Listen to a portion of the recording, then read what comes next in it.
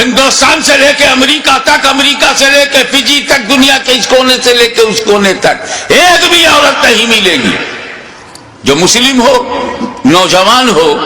حمل سے نہ ہو اور نماز 300 دن پڑھتی ہو، چاہے وہ کسی بھی جماعت کی ہو، کسی محل کی رہنے والی ہو، مگر اسی زمین کے اوپر، اسی آسمان کے نیچے ایک خاتون، ایک عورت، ایک مخدومہ، ایک محترمہ، صرف ایک خاتون ہے جو 300 دن لگاتار نماز پڑھتی تھی، 2 مہینے میں 60 دن، 3 مہینے میں 90 دن، سال بھر میں 360 دن، اور اس مقدس ترین خاتون کا نام ہے سیدہ فاطمہ زہرا۔ کوئی بھی نوجوان مسلم خاتون جو امید سے نہیں ہے، حمل سے نہیں ہے، وہ 300 دن نماز نہیں پڑھ سکتی۔ 21 دن 22 دن اس کے بعد ناپاکی کا دور شروع، چاہے وہ مسلم عورت عابدہ ہو، زاہدہ ہو، عارفہ ہو، چاہے وقت کی رابعہ بصریہ ہو، وہ ناپاکی کا دور آئے گا۔ مگر ہماری ماں بہنیں، یہ احساس کمتری کا مقام نہیں ہے، یہ خون بڑا ضروری خون ہے، یہ رب کی بہت بڑی نعمت بھی ہے کہ جب وہ امید سے ہو جاتی ہے عورت، اس کو پیٹ میں حمل قرار پاتا ہے تو یہی خون ڈائیورٹ ہو جاتا ہے بچے کی طرف، اور اسی خون سے اعضائے بدن بنتے ہیں، اسی سے دل، گردہ، کڈنی، جتنی ضرورت کی چیزیں سب بنتی ہیں۔ اس لیے 9 مہینے تک خون نہیں آتا، کیونکہ جو خون خارج ہوتا تھا ہر مہینے،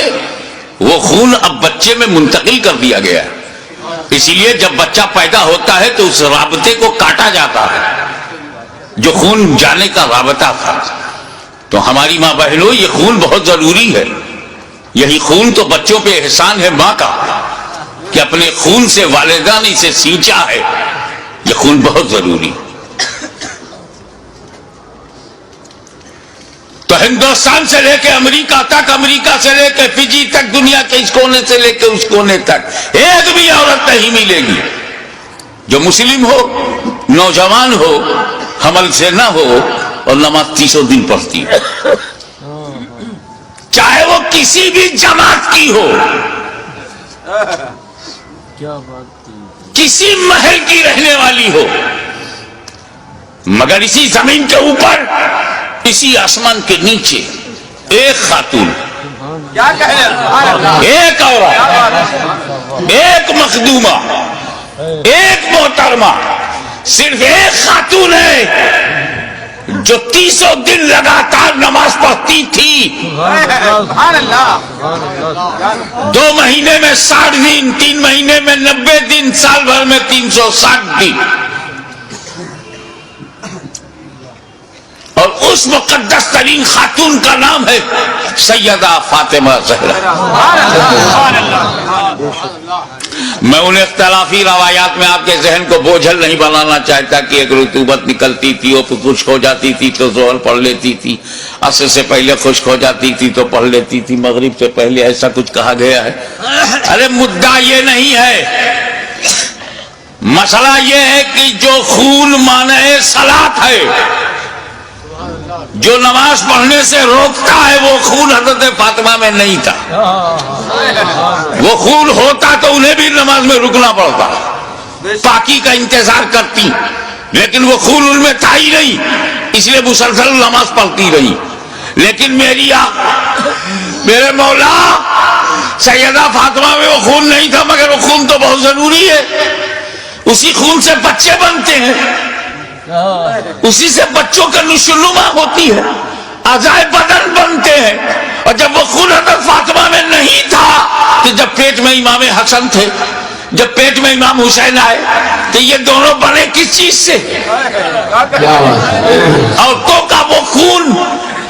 جو مانع صلاۃ ہو اور اعضائے بدن کی تخلیق میں معاون ہو، جب وہ حضرت فاطمہ میں وہ خون ہی نہیں تھا تو یہ حسنین کریمین بنے کس چیز سے، کس مٹیریل سے؟ تو وہ کیا بتائیں گے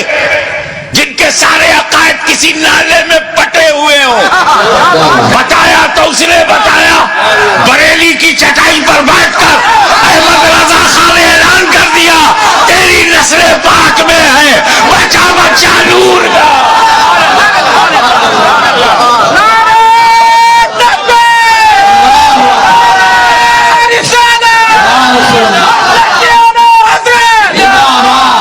تیری نسل پاک میں ہے بچہ بچہ نور کا، تو ہے عین نور، تیرا سب گھرانہ نور کا۔